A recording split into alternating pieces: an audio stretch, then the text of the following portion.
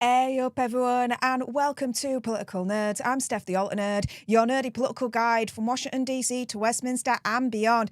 Now of course, pardon me, before I jump into this, the usual disclaimer, do your own research, come to your own conclusions, and I'm not inciting hatred to anyone or particular group, religion, etc. So let's jump into it because we have a lot to cover in this emergency red alert broadcast. And let me tell you something right now. Jess Phillips is about to resign. She's effed up. She's messed up big time. She is about to resign. I've got a theory that I think holds a lot of water, okay, that supports that statement right there. She is about to resign, okay? This ain't the first time we've seen these sequence of events. That's what I'll say so far.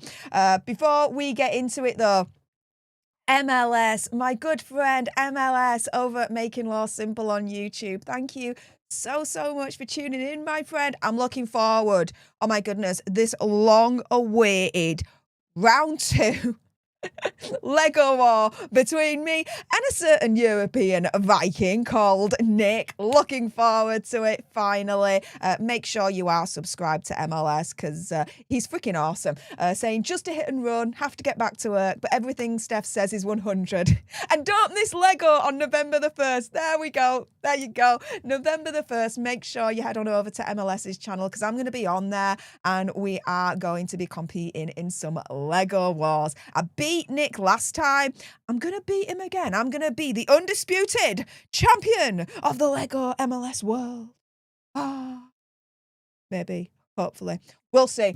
Anywho, MLS, thank you so much for that. So, anyone that is able to send any super chat stickers, becoming a member, I will get to you guys as and when I can whilst I'm going through the information in this emergency red alert broadcast. And for full transparency, any super chats you are able to give to me, I'm able to reinvest back into this channel to upgrade my equipment, to upgrade software, things like that. So thank you so much in advance if you are able to send some my way.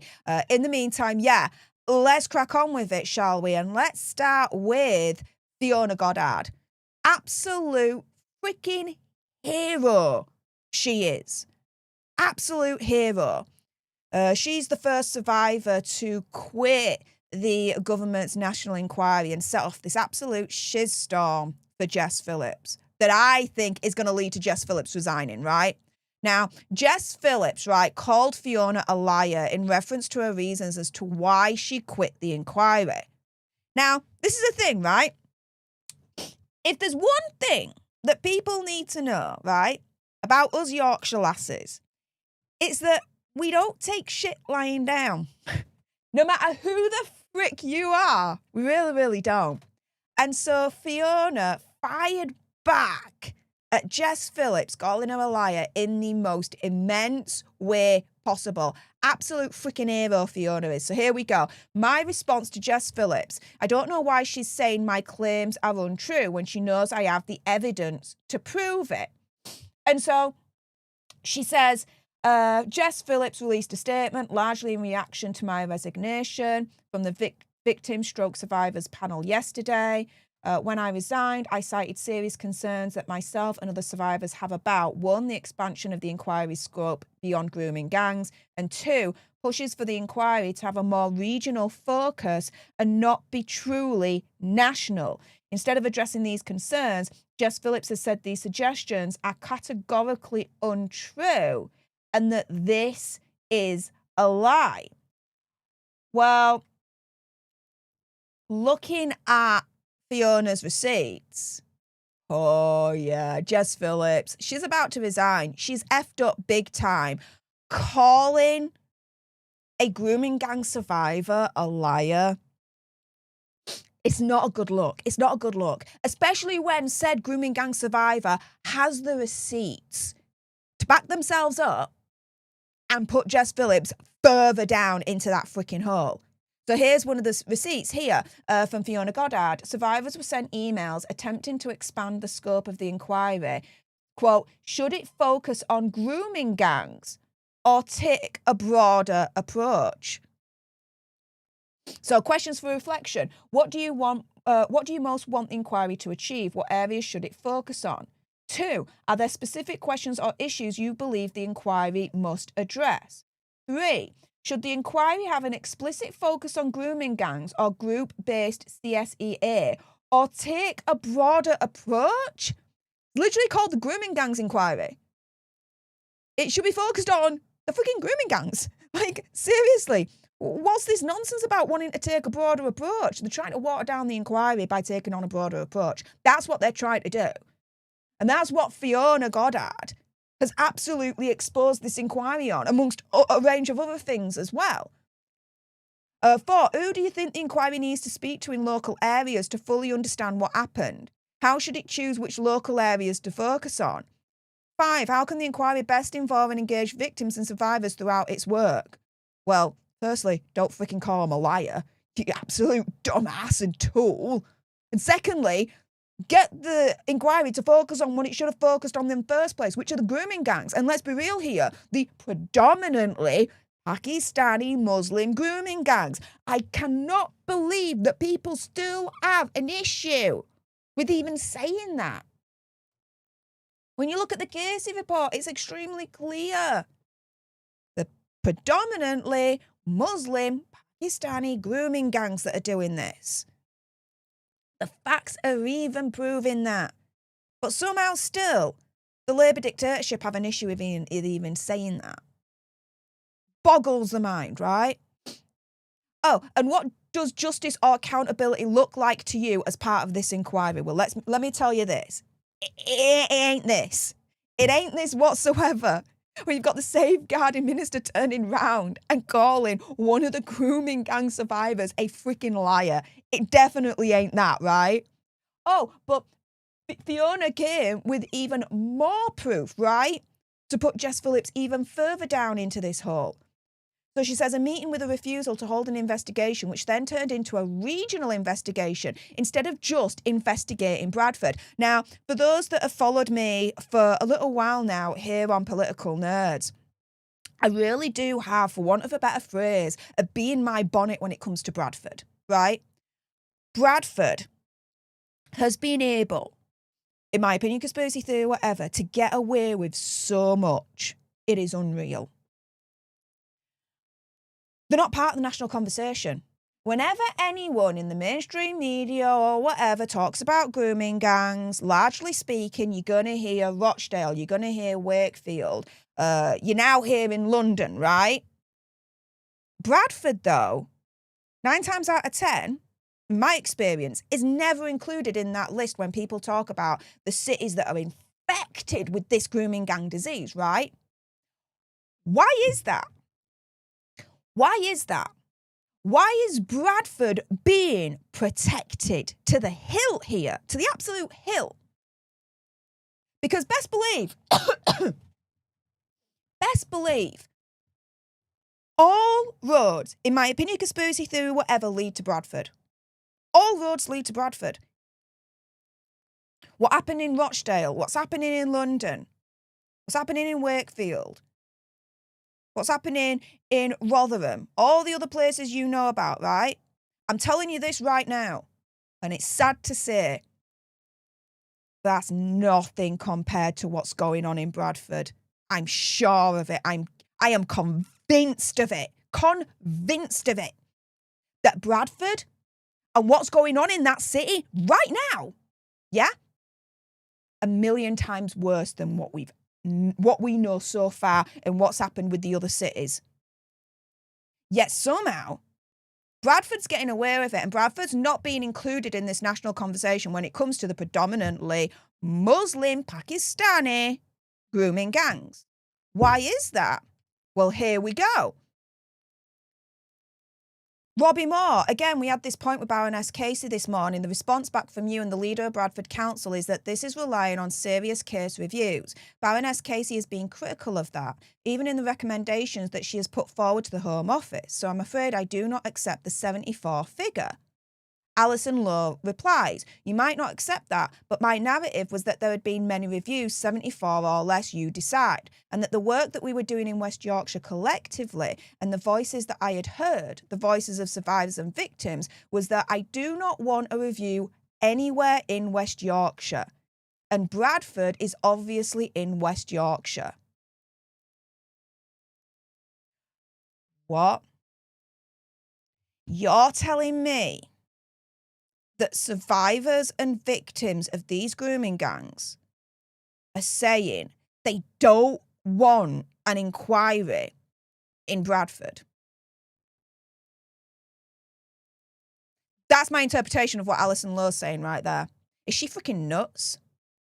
Either that or she's lying her freaking face off. I'm telling you that right now.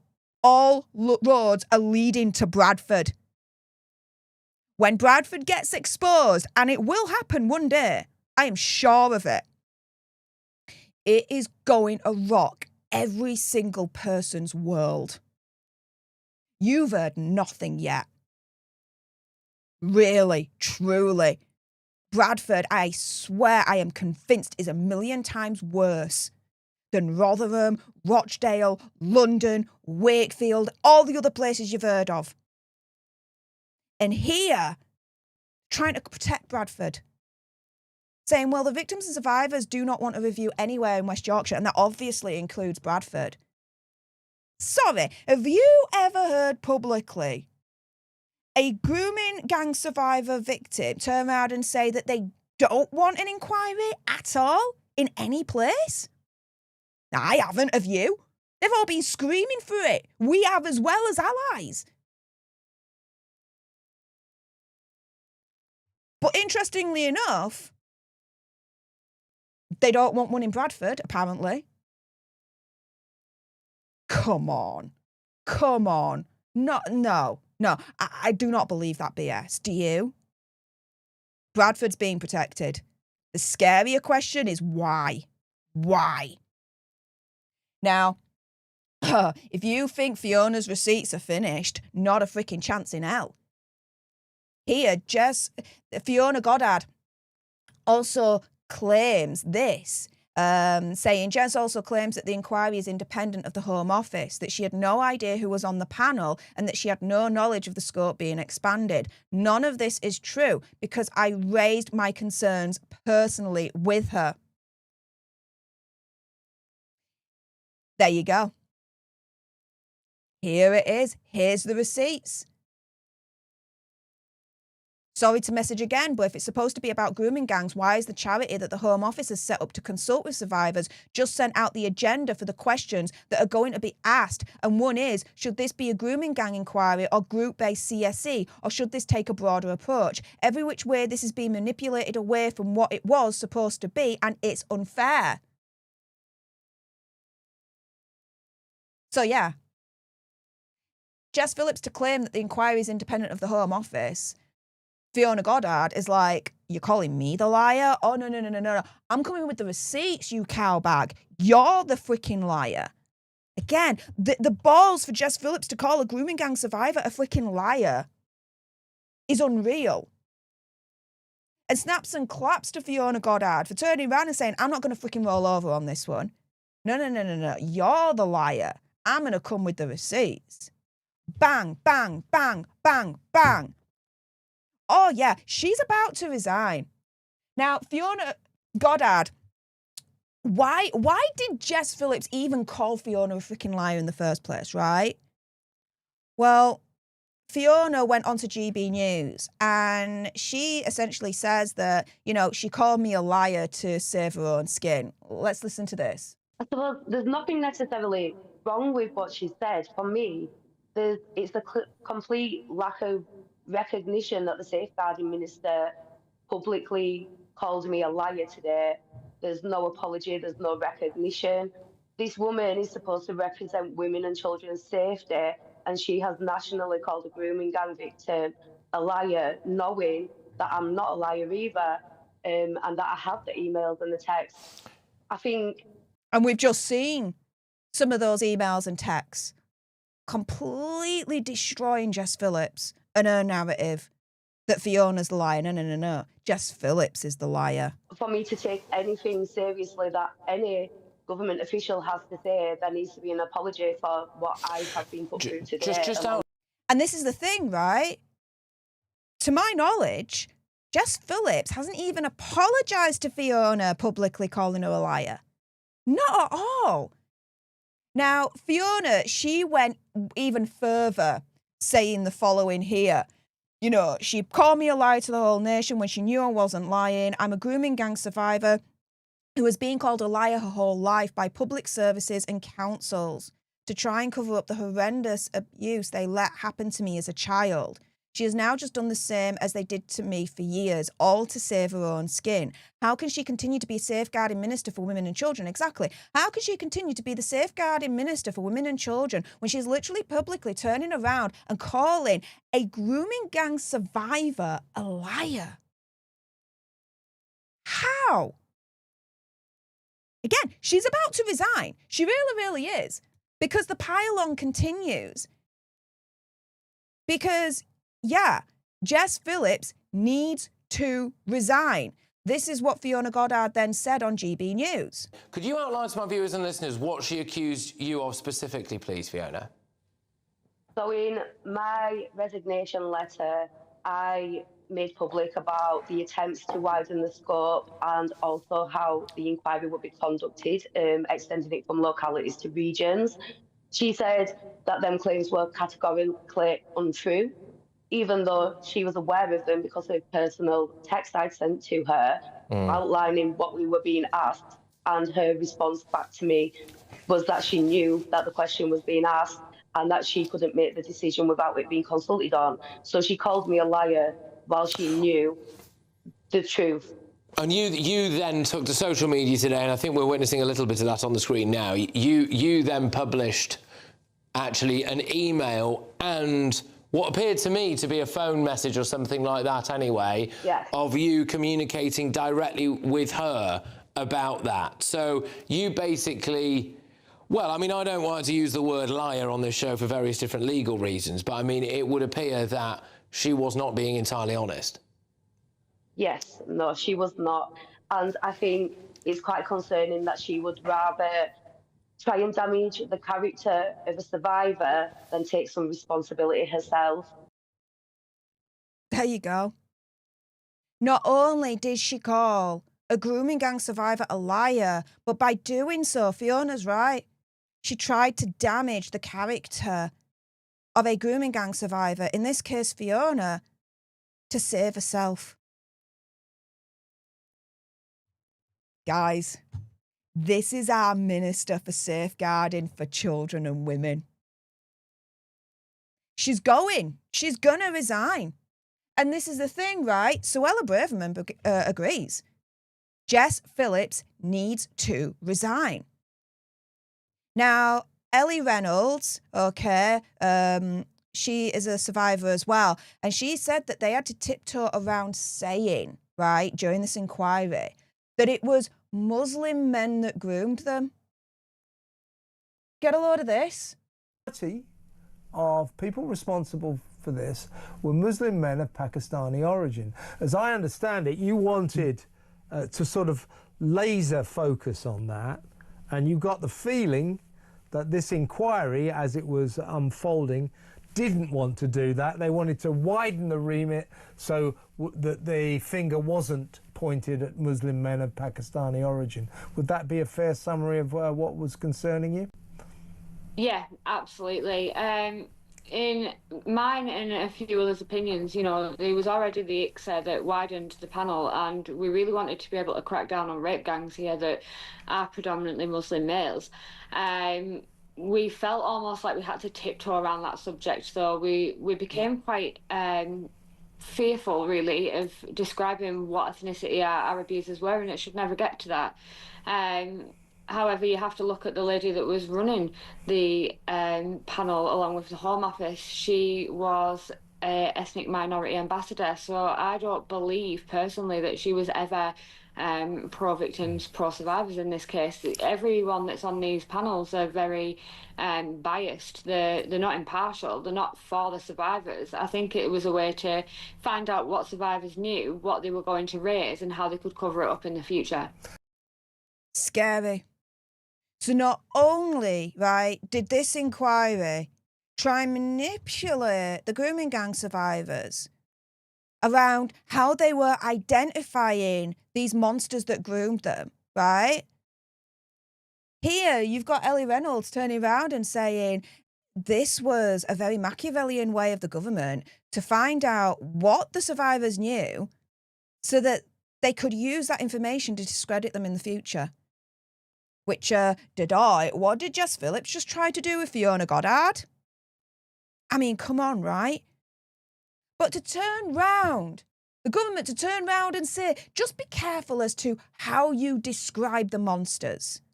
Be careful describing them as being predominantly Muslim and Pakistani in origin. Just maybe just not mention that at all. If anything, just say that they're Asian and that's it, right? Excuse me? Excuse me? What? No. This is predominantly Muslim Pakistani men, okay, that are in these grooming gangs that are attacking British women and children. It's as simple as that.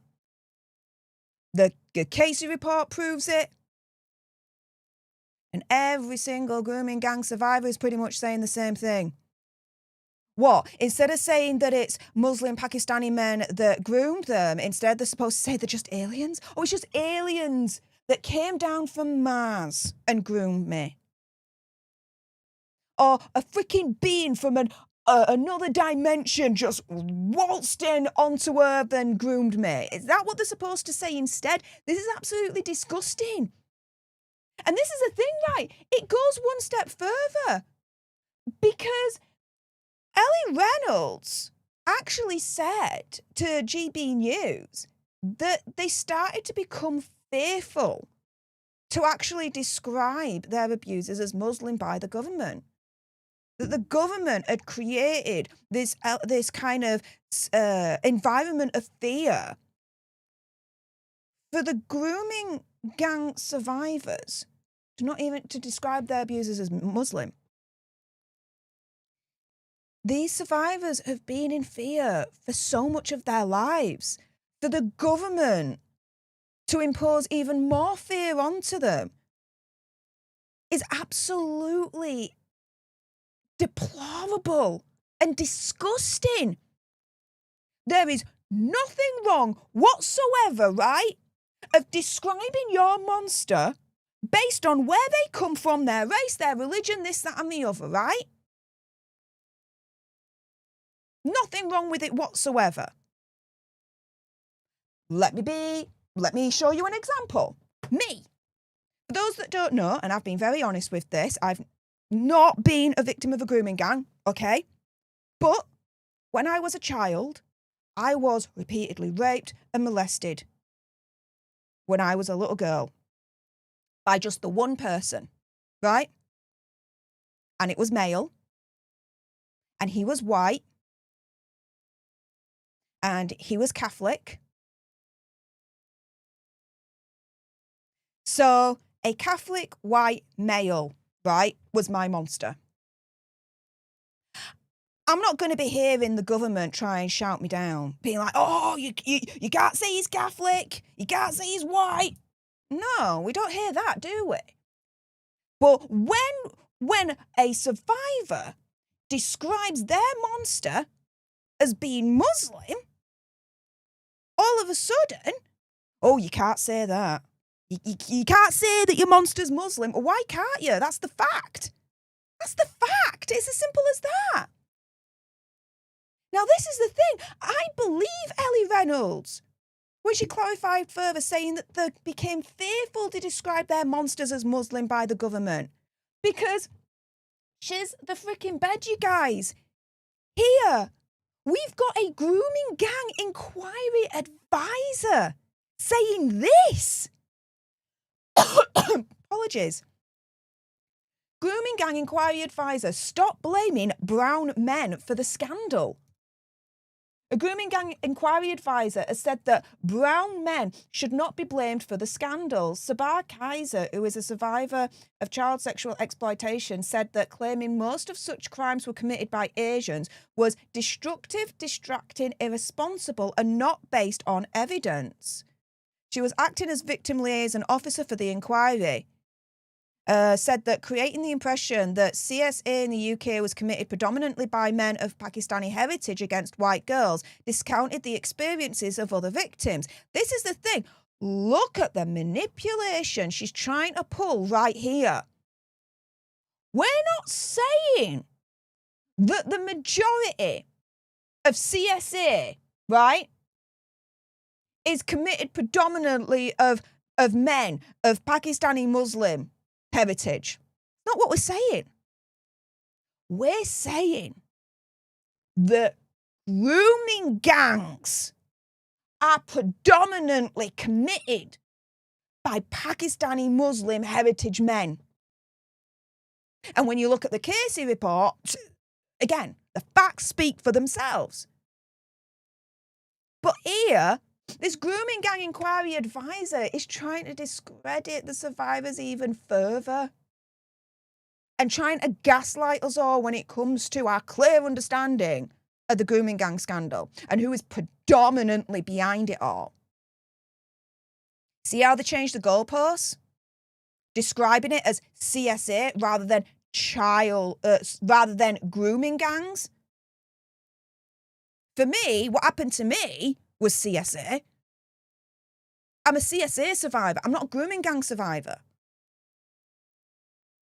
CSA and grooming gangs, they're different.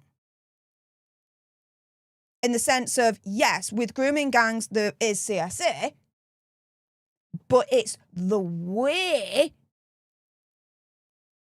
that these monsters abuse the children in grooming gangs and who is predominantly behind those grooming gangs. That is the difference between grooming gangs and the other types of CSA. Does that make sense? I hope it does. I hope it does. And I use myself as an example here. Freely, openly, honestly, the whole lot. Now, there is also evidence, right, that the establishment has literally tried to erase the ethnicity and religion of these monsters of grooming gangs from actual documents. Here we've got the stark naked brief saying there's a detail in the grooming gang scandal that has received far too little attention. So in her report, Baroness Casey had to explicitly say that local authorities, police forces and related agencies should be required not to delete evidence. This was after she found names, dates and locations had been physically tipexed out of official documents relating to grooming cases. So you literally have a grooming inquiry advisor turning around and saying, stop blaming the Pakistani Muslim men for the scandal, for CSA. But that's not what we're doing. We're saying that they are predominantly the monsters behind grooming gangs. Not CSA, but grooming gangs. There's a difference, right? In that sense. And then here, we've got Baroness Casey's report turning around to the authorities and saying, don't freaking delete names, dates, locations. You're deleting the ethnicity data. Why is that? Oh, so then the government can turn around and say, looky here, it's not predominantly Muslim Pakistani men that are doing this. And if anything, we don't really have the data to that proves it. So tough luck. Yeah, I don't have the data because they're freaking tipexing it out. And you got a grooming gang inquiry advisor right here saying stop blaming them. No, we will continue to blame them because the data is showing that they are predominantly to blame for this. With even a former Labour MP for Rochdale, Simon Dannett, and now if I've mispronounced his last name, I do apologise. Now, he spoke out in an interview with Turning Point UK And he said the following. I'm just going to play the first 20 seconds of this thing. If you want to watch the full thing, I highly advise you do. Head on over to Turning Point UK's Twitter profile and have a watch there. But have a look at this for the first 20 seconds. It was multiculturalism that resulted in the rape and abuse of white children, white girls. Manchester City Council were redacting documents about victims before they would pass them on to the police, not least probably because it identified the ethnicity of the perpetrators. There you go. There you go. You got a grooming gang inquiry advisor turning around and saying, stop blaming Pakistani Muslim men for the grooming gangs. Okay. Yeah. Like we're going to do that. Stop blaming them. We know they are predominantly Pakistani Muslim men operating these grooming gangs. Stop trying to gaslight us here. There's evidence from the Keir report that the establishment has literally tried to erase the ethnicity and religion of these monsters from documents to pixing them out.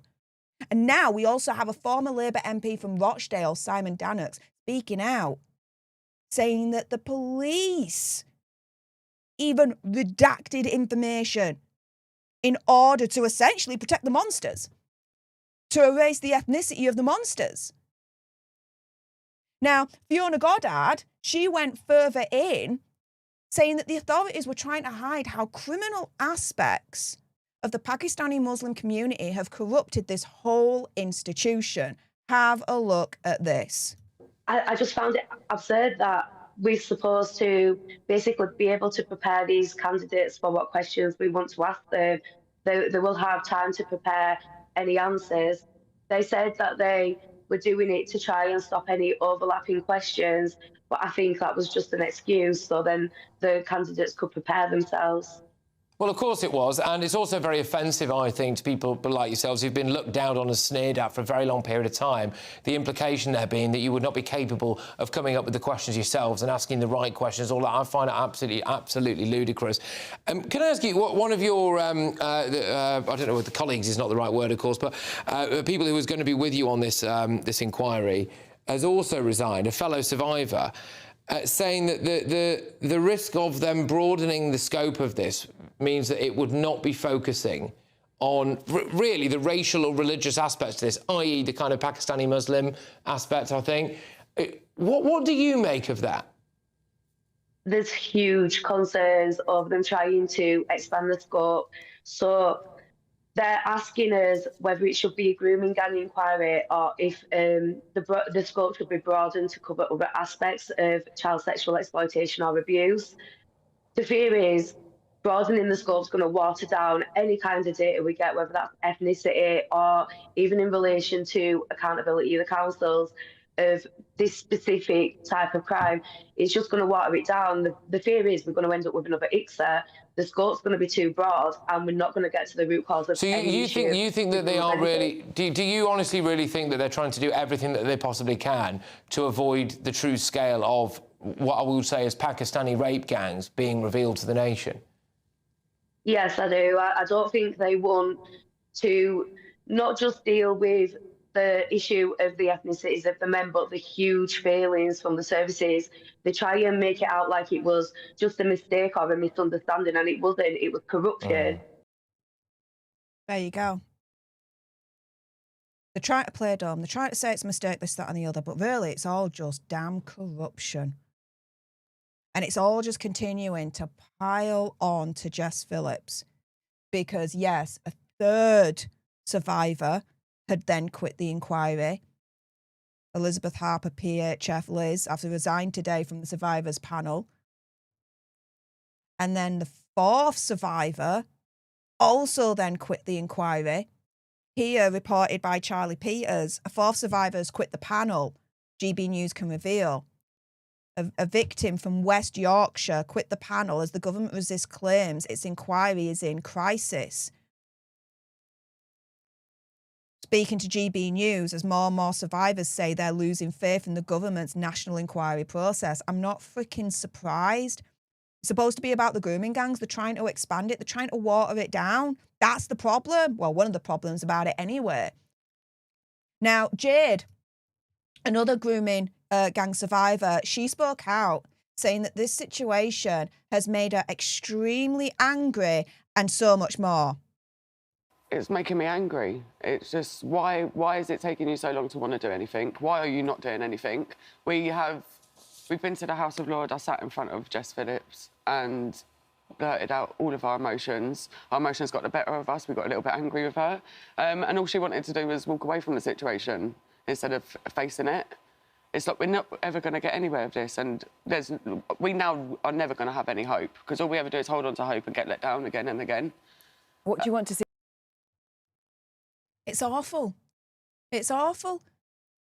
The government gave them a little bit of hope by announcing the inquiry finally, only for it to be absolutely just taken away from them. These survivors have been through enough. We've got a government, we've got Jess Phillips, that isn't doing the right thing by them. Instead, they're trying to, it's even more corruption. And all of this, right, in terms of what the government's doing with this inquiry, how sick is this when you look at it this way, right? This inquiry was supposed to be for the victims of grooming gangs, right? And for the public to understand really what's been going on, for the truth to be out.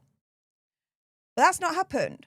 Instead, the government essentially has stonewalled, tried to manipulate the inquiry to be essentially something else rather than it being really grooming gangs, this, that and the other. And who does that really benefit? Who walks away the winner from that? Doesn't benefit the survivors, does it? Doesn't benefit the public that are owed answers to what's been going on here. No. It benefits the institutions that have been corrupt all along to allow this to happen and continue for literally decades. But even more sickeningly, and hold on to your butts here because this is the bottom line of it. This is benefiting the grooming gang monsters. It's benefiting them. This inquiry, instead of it benefiting and protecting the survivors, it's actually benefiting and protecting the corrupt regime, the corrupt institutions, and also the grooming gang monsters. Because whilst this national inquiry doesn't play out the way it's supposed to, truthfully, honestly, with integrity, to investigate the whole infestation that the UK has with grooming gangs, whilst that's not happening, guess who's laughing? The government, the corrupt institutions, and the grooming gang monsters themselves. Predominantly Muslim Pakistani men. Let's be real here, right? You feel sick yet? Prepare to be feeling even more sick. Because, Shabana Mahmood, our Home Secretary. Why? She released a statement and she said the following. Apparently there'll be no hiding place for those who abuse the most vulnerable in our society, nor those who even covered up what occurred. She says that the National Inquiry will focus on the predatory monsters in the gangs and is not and never will be watered down on my watch. Well, liar, liar, pants on fire, because Fiona dropped the receipts showing that that's exactly what they wanted to do. They wanted to expand the scope to water down the investigation into grooming gangs in the first place. She said that the inquiry will explicitly examine the ethnicity and religion of the offenders. Well, hang on a minute. You had one grooming gang inquiry advisor that I just showed you moments ago saying stop blaming grooming gangs being predominantly Pakistan Muslim men. I then showed you that there's evidence that the establishment tried to literally erase the ethnicity and religion of these monsters from documents by Tipexing them out. I showed you a clip of former Labour MP for Rochdale, Simon Danchuk, again, if I've mispronounced his last name, I apologise, saying that the police even redacted information about the identity of these monsters in the first place, right? So you've got all that, but oh, no. Shabana Mahmood is like, trust me, bro.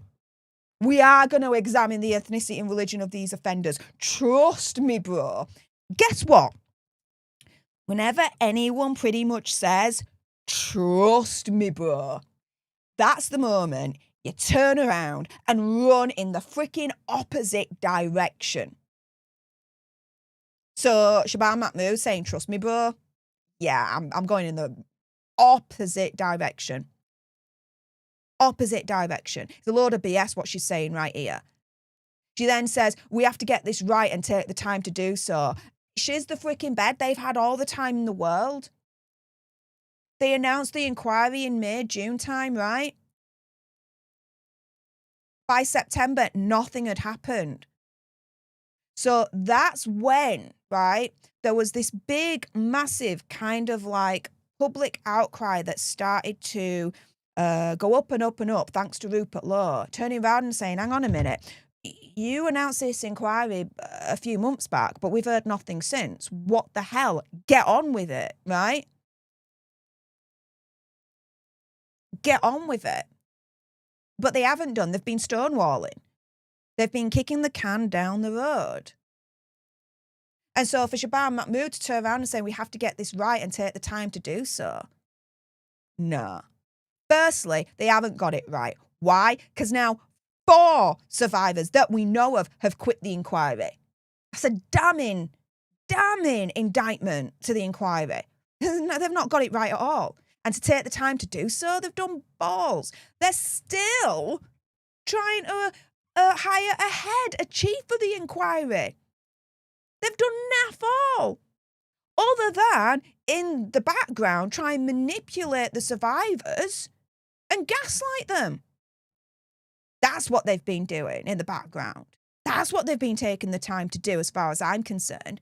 It's disgusting. Absolutely freaking disgusting. Now, Layla Cunningham from Reform, she actually responded to Shabam Mahmood's statement, saying the following right here. Beyond outrageous is an understatement. And did I read correctly that Labour says it's reviewing, 1,200 closed cases? Reviewing. We don't need a review. We know what happens. Yeah. They were failed because adults in power, mainly Labour, were more interested in protecting institutions and their votes than protecting our children. The Muslim vote's a fact. It's not, people will say to me, you can't say that, Kyle. Yes, I can say that because it's a known fact. Yeah, and just the people that tell you that you can't say that, Jeremy, are those that are covering it up. And let's not forget, it's not historical. They're still operating. Victims are still being silenced by people telling them you can't say that. Oh, there's white crime as well. No one's denying that there's white rapists or white grooming gangs, but there is a massive problem with Muslim Pakistani grooming gangs. And the more we say it, maybe the more they'll wake up to it. The entire political class, for me, is guilty. Yep, they are. And speaking of the political class, let's get back to Jess Phillips here, because she is about to resign. She is about to go. And I've got a really, really good theory on this as to why I think she's on the precipice of resigning. Stay tuned, okay? Because I think you guys are going to agree with me on this. Now, in the meantime, Jess Phillips was confronted in Parliament about essentially the near collapse of the National Grooming Gang inquiry in Parliament. And guys, it is not a pretty sight to see. I'm going to be playing you a few clips right now just to illustrate that. This is clip number 1. Fiona said this yesterday. I won't be gagged and controlled by the government while they turn this inquiry into a cover-up. So will the Minister apologise to Fiona and to Eliane? What I would say to the honourable gentleman is that he didn't listen to my remarks at all, because suggesting that the government has silenced anybody is that the government has not handled this process. It has been handled by a grooming gang charity, of which he cites and names a victim of crime. And look, what I will say to the honourable gentleman, which he would know if he had done anywhere near the level of work that I have done, is that not all victims and survivors are of the same opinion. They are not one homogenous group of people who all think the same thing, who all want the same exposure, who all want their identities known. And so what I would say is that I have spoken to Fiona Goddard many times, and I will continue that relationship with her should that be what she wishes. And every single survivor who has been engaged with, of which there have been many, will have different feelings on this subject. Minister. Can I just be completely clear? I'm suggesting that I will listen completely and utterly to the feedback from the victims that were and still are on. That they are not spreading misinformation at all. But his interpretation is a brilliant case in point, because I will be completely honest, the conversation with Oldham is, do we not think it might be better for them just to take part in a statutory inquiry? That it is absolutely nothing to do with the idea that Oldham is telling me what to do. And the more people from that side, he can hold up his paper and have a smug face all he likes, but the fact of the matter is that there is absolutely no council in this country who will tell this inquiry where it can and cannot go. Even though I just showed you earlier on, right, where one of them turned round and said, yeah, we're not going to focus on West Yorkshire. And Bradford's part of West Yorkshire. She's lying through her freaking back teeth, guys. It's insane. Let's look at another clip right here. This one from Lee Anderson. Here we go. Lee Anderson. Thank you, Mr. Speaker. The cover-up continues. We have a Prime Minister who never wanted a national inquiry. We have a Minister who never wanted a national inquiry, and we have the Labour backbenchers who never wanted a national inquiry. So exactly, because they all initially voted against it at the beginning of this year. Name upon name upon name upon name voted against it in Labour. We don't have a government anymore. This is a freaking dictatorship, guys. So does the Minister agree with me that the victims of these horrific crimes will never get the justice they deserve as long as we have a Labour government in charge? Minister. It's quite impressive that you would stand up and say that after a grooming victim stood up and spoke on these benches. But, you know, I've learnt to expect it. Little bit of amateur linguistic analysis there.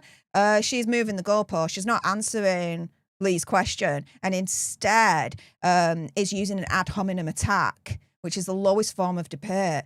She's attacking his character rather than countering his comments through debate. Yeah.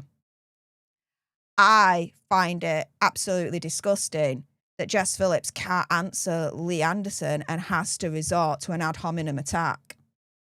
That's what I find disgusting, because he brings up a good point. When the honourable gentleman stands up and talks about cover-up, I understand that or maybe he's doing it for clicks, I don't know, but... See? Again, trying to diminish him even more. Just like Jess Phillips tried to diminish Fiona Goddard, essentially calling her a liar. She can't help herself. She's not fit to be in this role, I'm telling you. I understand that he thinks he's doing, you know, God's work in fighting this. The level of bad faith, the idea that it's easy to find a chair or easy to find people who want to step forward and take part in this process when it is mired in, I have to say, political point scoring like he just did. She can't accuse anyone of political point scoring. She does it so much herself, it's unreal. Again, calling Fiona Goddard a liar. Try and tell me that that's not political point scoring. Are you shitting me? Again, notice we are towards the end of the clip here. Does she answer Lee Anderson's question in the final 8 seconds? Place your bets now, guys. I have to say, I think that he should really question his own morality. And I think she needs to look into the mirror and ask that to herself and question her own damn morality. Notice how she didn't answer Lee's question, though. Interesting, no? Now, before we go any further, my goodness, a couple of thank yous.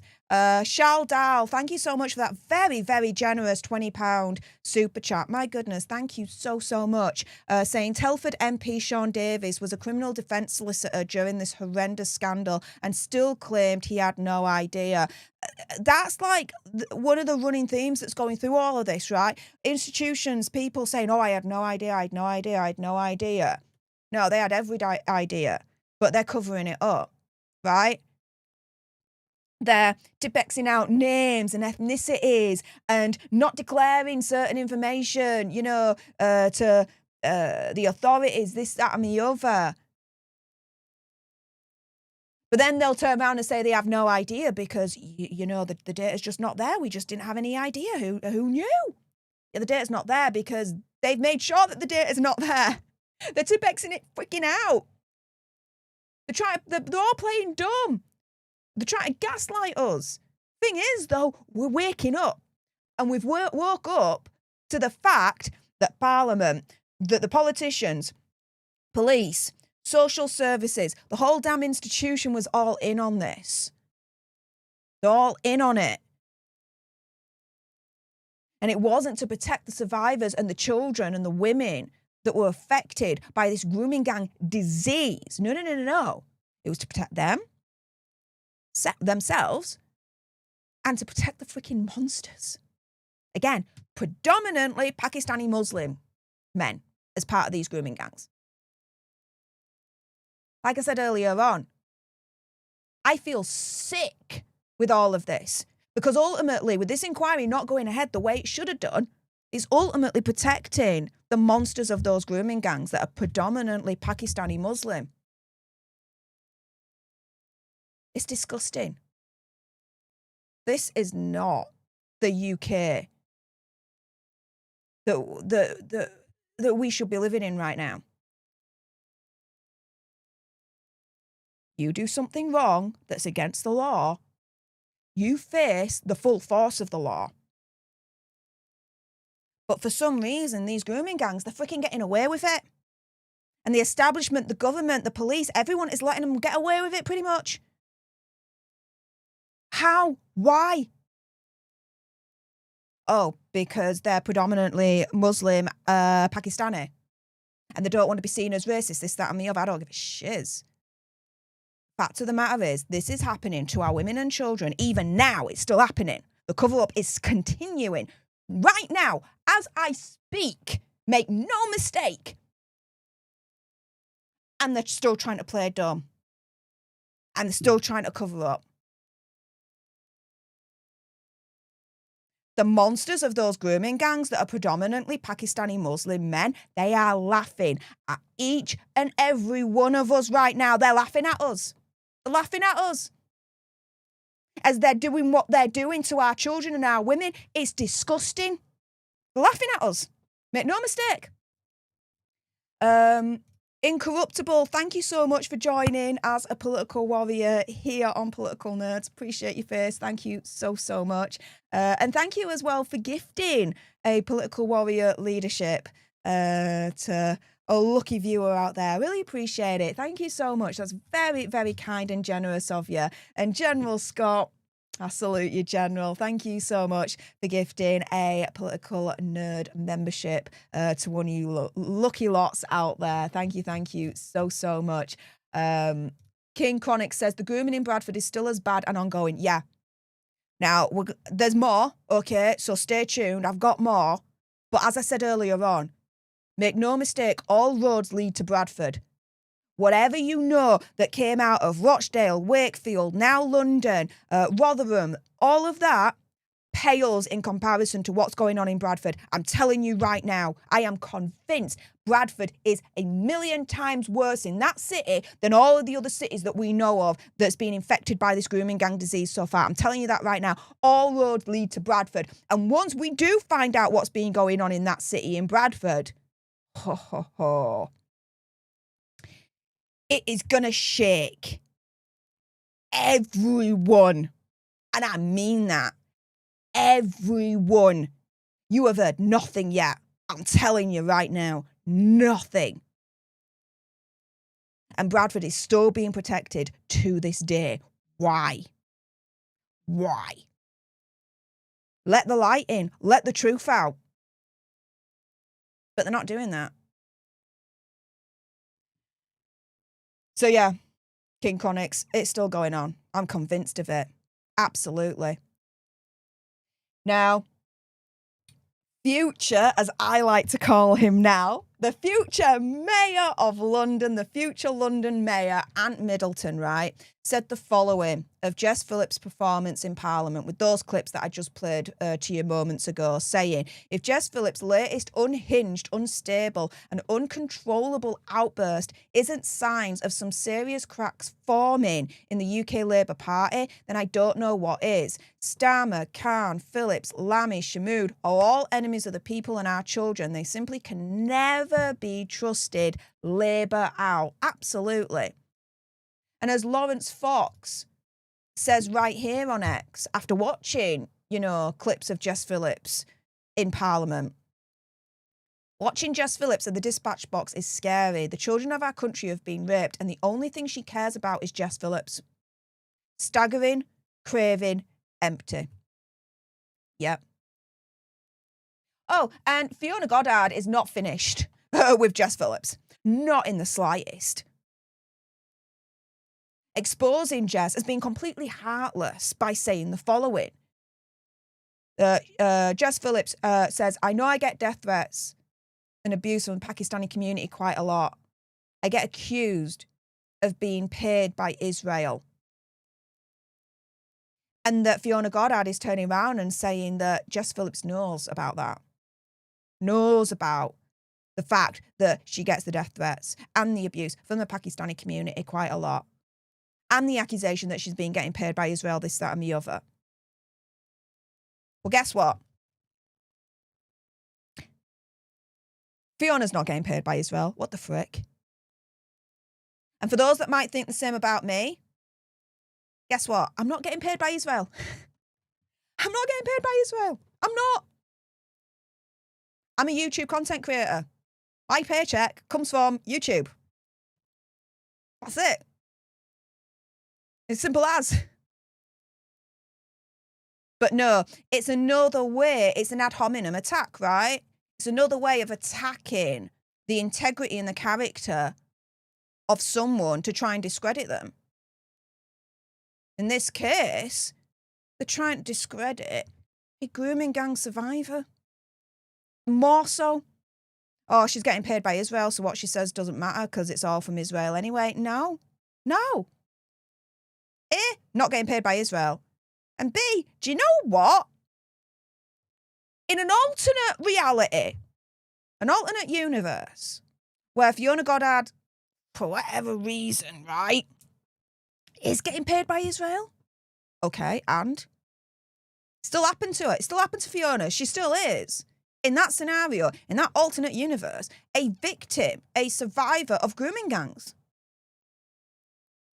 So, here, Fiona Goddard is exposing Jess Phillips as being completely heartless.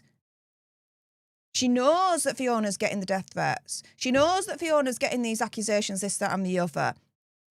Yet Jess Phillips publicly has just turned around and called Fiona an absolute liar, giving the Pakistani community even more ammunition to throw at Fiona. She's already getting abuse and threats from the Pakistani community. You now got Jess Phillips publicly saying that Fiona's a liar. That's more ammunition for that community. If anything, opinion, conspiracy theory, whatever, with Jess Phillips turning around publicly and pretty much saying that Fiona's a liar, this, that, and the other, she's put Fiona in even more danger. From what I can tell, that's absolutely heartless. Oh, but the heartlessness continues. Because when you see this clip of Jess Phillips on BBC Question Time, try to downplay the mass molestation of women in the UK and across Europe, you can't tell me that this is not one heartless freaking bitch. Here we go. There is violence against women and girls that you are describing. A very similar situation to what happened in Cologne could be described on Broad Street in Birmingham every week, where women are baited and heckled. Now, we have to... Excuse me? As Chris Rose says here on X, Jess Phillips, the type of Labour MP involved in the national inquiry into Pakistani grooming gangs, downplayed the mass molestation of women in Cologne, Germany, by comparing it to a Saturday night out in Birmingham. She's no morals. Absolutely no morals at all. Absolutely freaking heartless. Now, Ellie Reynolds has jumped in saying that Jess Phillips has now shown her true colours. Saying Jess Phillips uncovered her true colours in the House of Commons today, along with admitting that every single institution has failed us survivors over the years. Jess Phillips, it's in your best interest to stand down. You've proven you are unfit for your role. And yeah, I feel it. She is about to resign. I'm going to get onto that in a moment. So stay tuned. Now, Robbie Moore, Conservative MP, asks 3 important questions that definitely need to be answered from all of this, right? So let's go through them. So number 1, how can the government claim that survivor concerns about what was going on within the survivor panel are untrue, whilst also claiming complete independence from the survival panel? Number 2, how can the safeguarding minister call these claims untrue when there are now emails that clearly show there was consultation about widening the scope of the inquiry beyond the grooming gangs, and text messages to show she knew about this? And number 3, how can the government maintain they are not accusing victims themselves of spreading misinformation, whilst at the same time saying that the same points they are making are, quote, misinformation? It doesn't add up. No, it doesn't add up at all. But this is the thing. Will these questions be answered? I only ask because Robert Jenrick here is right. The Labour government never wanted to have this inquiry in the first place. They were backed into a corner in May, June time and then announced it. So did they sabotage it, essentially, to make sure it didn't go ahead? Look, the government didn't want to have this inquiry in the first place, and they've been dragged to the point of starting one. And now to have survivors, very, very powerful testimonies, people who should have been at the heart of this inquiry, feeling that they're being excluded, that they can't even ask questions in meetings, that they're being shut down, that the scope of the inquiry is being changed so that it doesn't really focus on the heart of the matter, which is grooming gangs, rape gangs, group-based activity, is a real disappointment from the government. They've got to take action now and grip this, because this is one of the worst scandals in our nation's modern history, and the victims are being badly let down. Almost every part of the British state is implicated in this scandal, from the police, social services, councils, politicians, who either were part of it or turned a blind eye to it and essentially covered it up. And that can't go on for any longer. So we've got to ensure that this is set up quickly and that it is chaired by someone of the highest credibility and the greatest distance from these terrible crimes. Because, as Suella Braverman says here, pretty much mission accomplished for Labour sabotaging the inquiry. The rape gang's inquiry is in crisis. The government is covering the cover-up. This cannot go on. When will we get justice for the survivors? Oh, and going back to Jess Phillips, there's always a tweet. There's always a tweet. Stephen Barrett here sharing it, saying she's a total fraud. Yes, she is. Here's a tweet that she made a few years back. If you want to change the world for victims of sexual stroke domestic violence, nothing more powerful than, quote, we believe you. I'll tell you something that's not powerful. Turning around to one of the grooming gang survivors and saying that they're a liar, and that it's in effect saying that then you don't believe them because they're a liar. When you're calling someone a liar, you are then inferring onto that your belief that you don't believe them because they're a liar, right? So what happened to Jess Phillips when she said this? Nothing more powerful than saying we believe you to these victims. Nothing more powerful. What happened to this Jess Phillips? Where did she freaking go? Now, okay, now that I've laid down the groundwork, hopefully brought you up to date with everything that's been going on over the last few days when it comes to this inquiry completely falling apart and being sabotaged by the government, right? We're going to get on to why I believe that Jess Phillips is about to resign. We are on the precipice of this, okay? So, first and foremost, ultimately, yeah, Keir Starmer's the Prime Minister and the buck stops with him. Yeah, how can such a leader get so much so damn freaking wrong in the space of a year? Because in the last couple of hours, he has actually publicly backed Jess Phillips as somehow still being the right person for the grooming gang inquiry. Even after everything I've showed you, right? Even after everything I've showed you, Starmer is still turning around and saying, no. Jess Phillips is still the right person for the grooming gang's inquiry. Here's the clip right here to play you guys. I respect the views of all the survivors, and there are different views. I accept that. But the safeguarding minister, I think, has probably more experience than any other person in this House in dealing with violence against women and girls. Alongside her will be Louise Casey. These two individuals, Mr. Speaker, have spent decades standing up for those who've been abused and sexually exploited. And I absolutely think they're the right people to take this forward. Now, this is the thing. Remember when, over the last couple of months, he publicly backed Angela Rayner with her housing scandal? And remember when he also publicly backed Mandelson after his links with Epstein were fully uncovered? Think about it. Soon after he publicly backs Angela Rayner and Mandelson, they resigned. Both Rayner and Mandelson resigned shortly after getting Starmer's public backing to their respective scandals at the time. We're now seeing the same pattern, but with Jess Phillips. Jess Phillips is in her own scandal now, with her absolutely disgusting leadership with the National Grooming Gang Inquiry, right?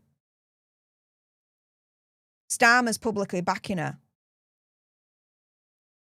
He's following the same pattern. Are we on the precipice of Jess Phillips following that same pattern? Is she about to resign? Again, think about it. Angela Rayner, she had a housing scandal. There was a lot of mainstream coverage and coverage online with the independent journalists such as myself and your other favourites, right? Starmer publicly backs her in Parliament. Next day, she resigns. Same thing with Mandelson, right? Mandelson, his links with Epstein were uncovered. Major coverage all over mainstream media and on the internet with your favourite independent journalists, such as myself, I would hope, right? Being classed as one of your favourite independent journalists, right? Starmer goes into Parliament, publicly backs Mandelson, next day resigns. Do you see the pattern going on here? Because now, Jess Phillips, she's in her own scandal, right? With her disgusting handle on the National Inquiry into Grooming Gangs. It's been extensively reported on mainstream media and here on the internet with your favourite independent journalists. And Starmer has just publicly backed her in Parliament. When you look at what happened with Mandelson and Angela Rayner following the same pattern, yeah, I see the same pattern happening again with Jess Phillips. Starmer has just publicly backed her. That is the final death nail for Jess Phillips. She's about to resign. I'm telling you. She's about to resign. Because no one is following Starmer and Jess Phillips BS anyway. As Neil O'Brien, Conservative MP, says right here, Starmer underestimated the grooming gang victims once when he fought against an inquiry. He's underestimated them again when he tried to sabotage it. And you can say the same with Jess Phillips. Jess Phillips underestimated the grooming gang victims once she fought against an inquiry. She's underestimated them again when she tried to sabotage it. Opinion, conspiracy theory, whatever. So I am absolutely convinced, based on everything and how it's played out at the moment, right, that Jess Phillips is on the precipice to resign. I'm convinced of that. Now, my mind remains open. If anything else happens in the meantime that then, you know, count as that belief, fair enough. I'm open to that. But based on everything that we know so far and how this has all played out, yeah, at the moment, she's about to resign. She's about to resign. Think about it. Again, Angela Rayner, Mandelson, it's the same pattern. They're embroiled in a controversy. It's extensively covered on mainstream media and with independent journalists. Starmer goes into Parliament, publicly backs them, next day they resign. Same things happen with Jess Phillips. She's in her own scandal, extensively covered by mainstream media and the independent journalists such as myself. Starmer today goes to Parliament, publicly backs her. Based on what's happened in the past with Angela Rayner and Mandelson, what do you think is going to be happening next? Let me put it that way to you.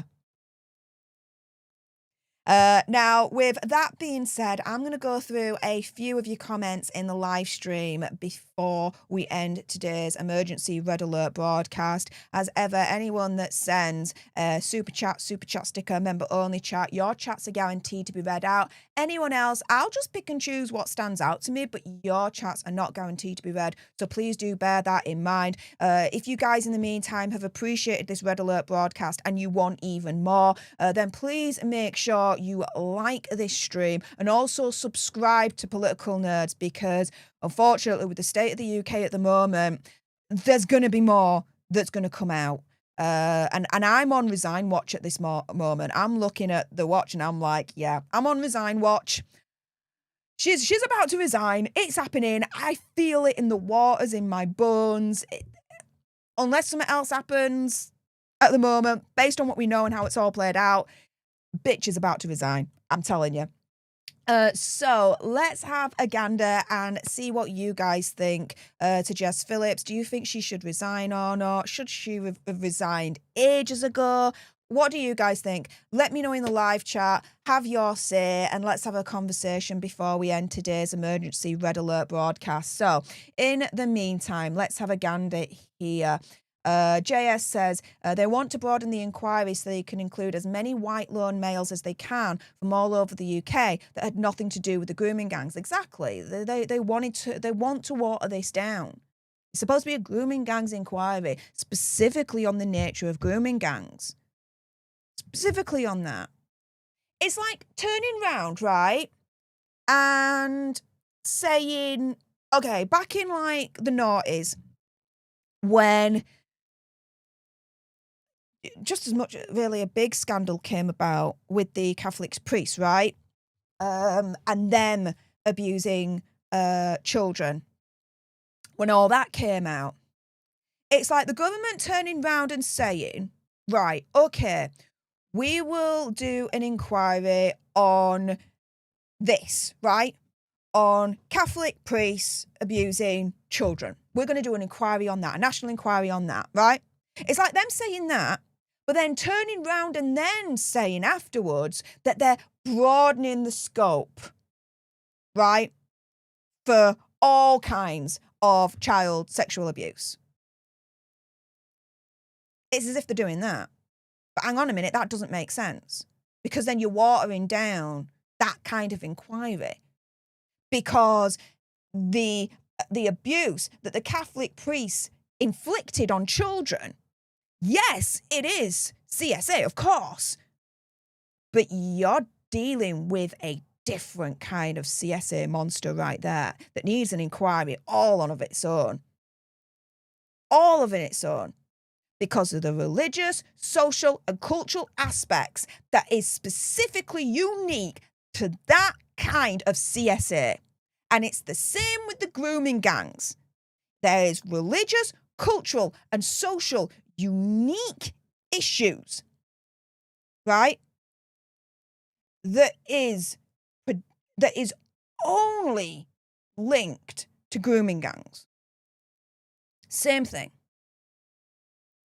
Therefore, there should be a dedicated national inquiry into grooming gangs, as per what the government initially announced back in June time, around about. So yeah, absolutely, JS. Let's see what else you guys are saying. Let's see.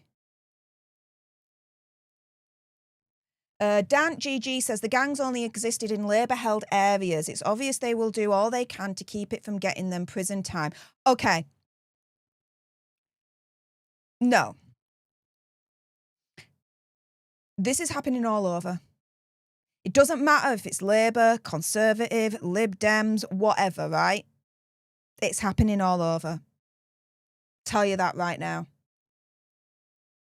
JS, yeah, Bradford appears to be at the epicentre and they're desperate to cover up the extent of the cover-ups. Yeah. Yeah, they are. They are.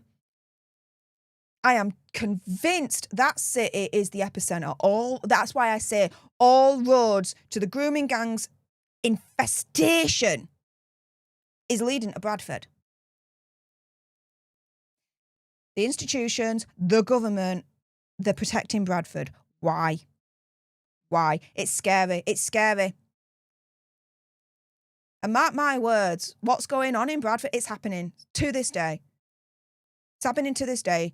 I'm convinced grooming gangs are still operating in that city. Convinced. Why? Because Bradford has stonewalled in every which way they can having a dedicated inquiry. Stonewalled it. I showed you evidence earlier on in this Red Alert broadcast, the stonewalling it. By not actually having a dedicated inquiry to get down to the bottom of what's been going on in that city when it comes to grooming gangs once and for all, right? That only means one thing.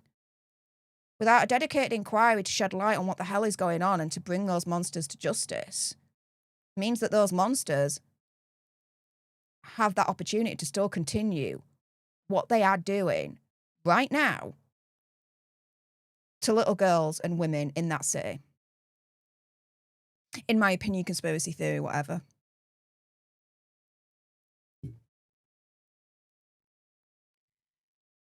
Let's see. Wayne Francois 23 says, my bet's on Jess Phillips resigning on Friday. Within the next week, yeah. At the moment, as to how it's all played out and what we know up to press, yeah. Absolutely. Smithy says, a country that can't defend its own borders or protect its own children is a country that is doomed. Yeah. Yeah. Absolutely. There was a report that came out today that for 2025, we have now surpassed the amount of illegal immigrants that have come into this country compared to the numbers in 2024. So all the illegal immigrants that are now coming into our country now and breaking in, it's more than the total of them coming in 2024. So instead of Labour smashing the gangs, they've just smashed records. In their first year, more have come in under their watch in 1 year than in previous government.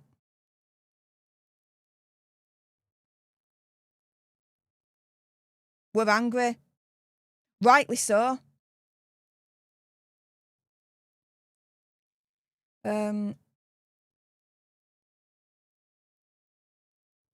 Rumpelstiltskin says they want to put the genie of the internet back into the bottle because they no longer control the narrative. Digital ID is designed to give them the coercive leverage they need to do this. Yeah.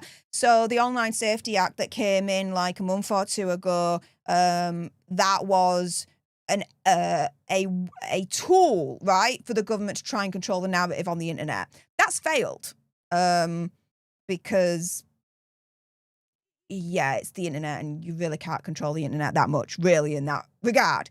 Plus, as well, you know, people know the existence of VPNs. That's all I'm saying.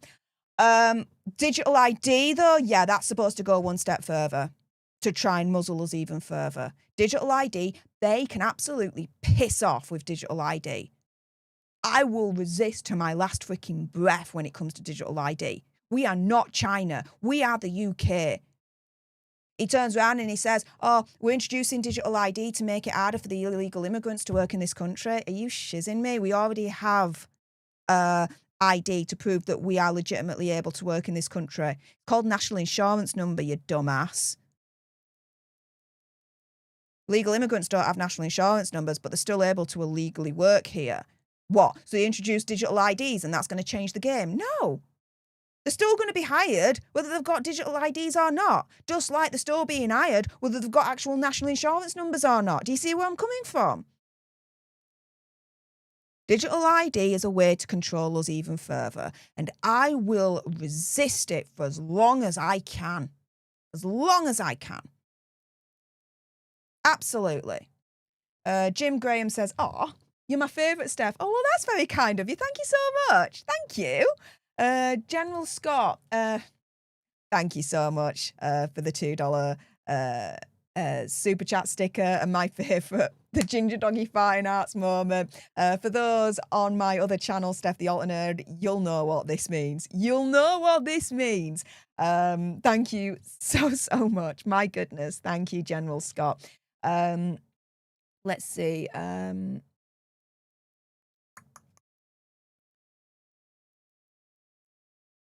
What else are you guys saying?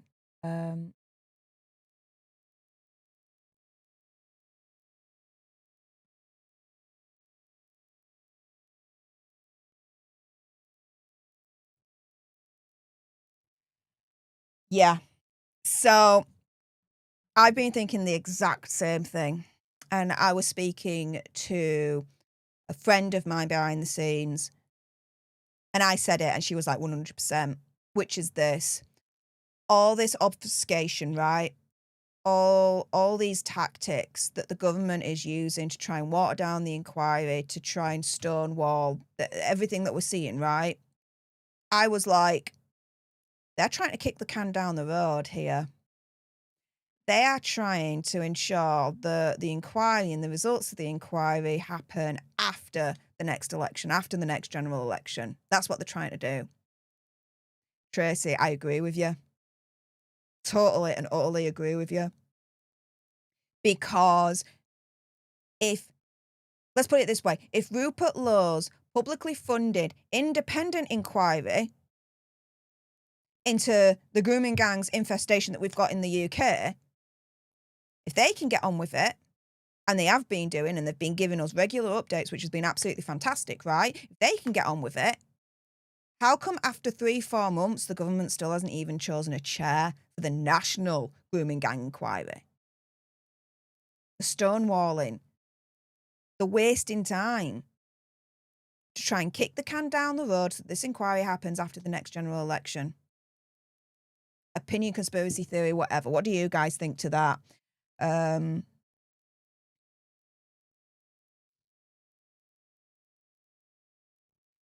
Julie Clonan says, Steph, as a born and bred Londoner, I can tell you that this was going on in the East End in the 70s. East London now has Sharia courts, Sharia patrols, etc. Yeah, and when I say this has been going on for decades, I mean that. This has been going on for decades. This isn't some new, for want of a better phrase, phenomena, right? That's been going on for the last 10, 20 years. No. I'm going to have to try and find it again. I found an article where this was happening in the 60s. Yep. Stay tuned. Stay tuned.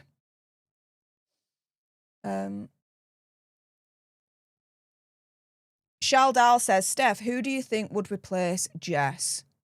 Someone that is equally useless and gormless. Someone equally useless and gormless. Think about it. We have Shaban Mahmood as a replacement for our Home Secretary. I think that says it all, really, doesn't it? We just need an emergency general election. We need it now, and we need this Labour dictatorship to be gone through the polls. Through the polls. And we need new blood. And no, I don't mean the Conservatives. I don't mean the Lib Dems. I mean Advance UK. Yeah. Reform are most likely going to win based on the polls and the information that's out there at the moment. But for me, Advance UK have got my vote unequivocally at this point. Advance UK is what Reform UK should have been, really, as far as I'm concerned. There you go.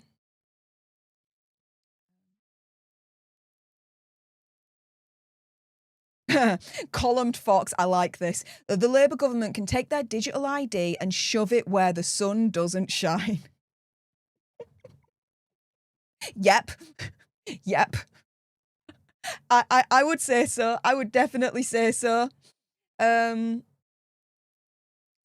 Emery says, is that Dan from the Lotus Eaters in your pictures? I can only assume you're talking about these pictures here. No, it's not.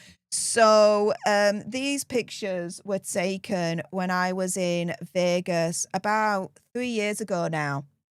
And this gentleman right here, I class him as one of my big brothers. His name, Andy Signor. He's got a channel here on this platform called Popcorn Planet that you guys might be interested in. And then back here I am again with Andy, my big brother. Lewis from the Nerd Report, another big brother of mine, as I like to call him. Nerd Report, make sure you're following him on YouTube as well. And here, Kim, my sister, again, sister, if that makes sense. And she's got a channel here on YouTube called It's Kim. So yeah, that's my kind of YouTube family, if that makes sense, that I'm very, very proud of being a part of. So yeah, it's not Dan from Lotus Eaters in my pictures. I hope that answers your question. Matrix on PC, I'm moving to Russia, it's safer. I'm not surprised. I won't be surprised if you did. Now, luckily, I've got dual nationality, so I'm British, but I'm also Italian as well. So I'm lucky that way. Let me just put that out there, if that makes sense. Tracy Floyd, thank you, Steph. Two great minds think alike. See, there you go. There you go. Frank Idiom says, after they lose hard in the next election, the inquiry will finish them. Yeah. All the polls, all the information is pointing towards Labour completely becoming extinct. Conservatives the same way. They are going to be extinct. That is it. They are done. Over. Destroyed. Let's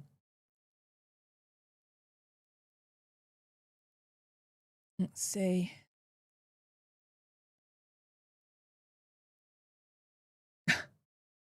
I have a few effigies.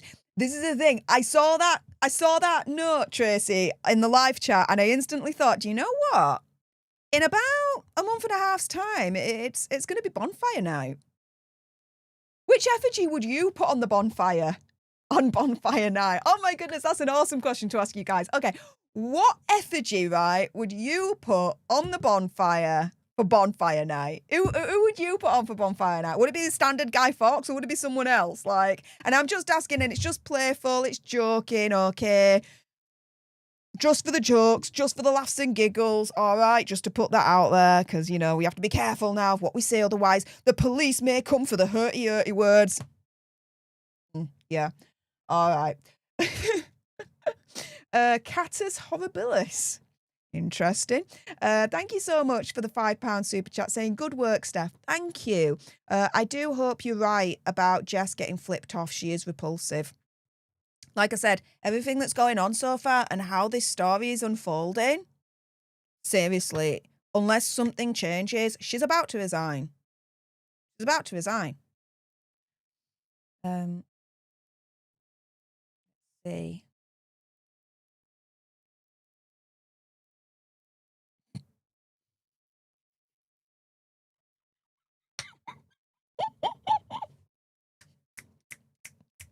Snaps and claps. Snaps and claps to this one. Carbon M5, Osama bin Starmer.